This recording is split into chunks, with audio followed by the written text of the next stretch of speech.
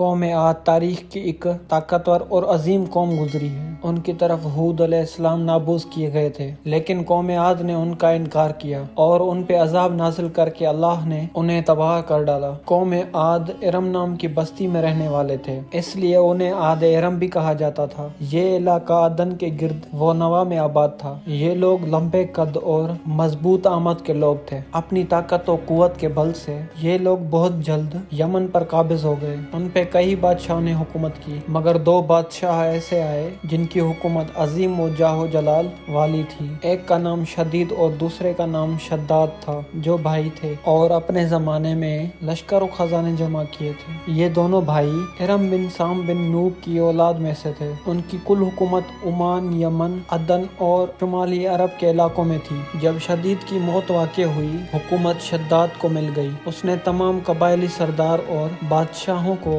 اپنا مطیع و فرما بردار بنا دیا، اور اس طرح پوری جنوبی عرب اس کے کلمروں میں شامل ہو گئی۔ اس نے اپنی حکومت کو عروج پر پہنچا دیا۔ دنیا کے دیگر ممالکت بادشاہ اس کے باج گزار ہو گئے۔ اس تسلط اور غلبے نے اس کو اتنا مغرور متکبر کر دیا کہ اس نے خدائی کا دعویٰ کر ڈالا۔ اس وقت کے علماء اور پیغمبروں کے پیروکار نے سمجھایا اور عذاب الہی سے ڈرایا، مگر وہ کہنے لگا میرے پاس وہ دولت، وہ حکومت، سب کچھ ہے، اب خدا کی عبادت کی ضرورت نہیں، اور اب میں کسی کی اطاعت نہیں کروں گا۔ شداد نے حضرت ہود علیہ السلام کی زبان سے یہ سن رکھا تھا کہ جنت کیسی ہوگی اور اس کی نعمتیں اور خوبصورتی کا کیا عالم ہوگا، اس لیے اس نے زمین پر جنت بنانے کا ارادہ کیا۔ وہ کہتا تھا مجھے اس جنت کی ضرورت نہیں ہے جو خدا نے بنائی ہے، ایسی جنت تو میں خود دنیا میں ہی بناؤں گا۔ لہٰذا اس نے 100 معتبر لوگوں کو جمع کیا اور ہر ایک کو 1000 آدمیوں پر مقرر کیا، اور پوری دنیا کے ماہرین کو عدن آنے کی دعوت دی۔ اس نے اپنے بھانجے ضحاک کو، جو ایران کا بادشاہ تھا، کہلا بھیجا جتنا تمہارے پاس سونا چاندی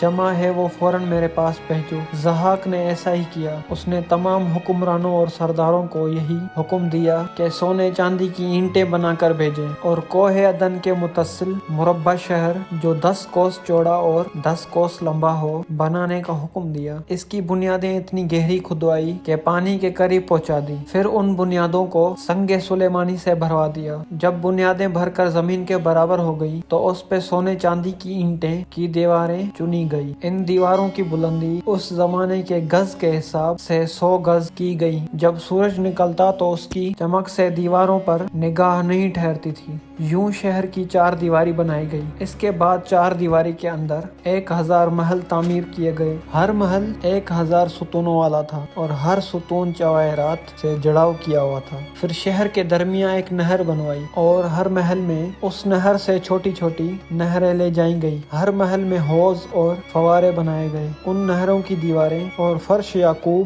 زمرد، مرجان اور نیلم سے سجا دی گئی۔ نہروں کے کناروں پر ایسے مصنوعی درخت بنائے گئے جن کی جڑیں سونے کی، شاخیں اور پتے زمرد کے تھے۔ ان کے پھل موتی و یاقوت اور دوسرے جواہرات کے بنوا کر ان پر ٹانگ دیے گئے۔ شہر کی دکانوں اور دیواروں کو مشک، زعفران اور عنبر و گلاب سے صقل کیا گیا۔ یاقوت جواہرات کے خوبصورت پرندے چاندی کے اینٹوں پر بنوائے گئے، جن پر پہرے دار اپنی باری پر آ کر پہرے کے لیے بیٹھتے تھے۔ جب تعمیر مکمل ہو گئی، حکم دیا کہ سارے شہر میں ریشم کے قالین بچھا دیے جائیں۔ پھر نہروں میں سے کسی کے اندر میٹھا پانی، کسی میں شراب، کسی میں دودھ اور کسی میں شہد و شربت جاری کر دیا گیا۔ روایت میں آتا ہے کہ اس جنت کو بنانے میں 300 سال لگے اور شداد کی عمر 900 سال کے قریب تھی۔ باغ ارم کے مکمل ہونے کے بعد وہ اپنے لاؤ لشکر کے ساتھ متکبرانہ انداز میں شہر کی طرف روانہ ہوا۔ جب قریب پہنچا تو تمام شہر والے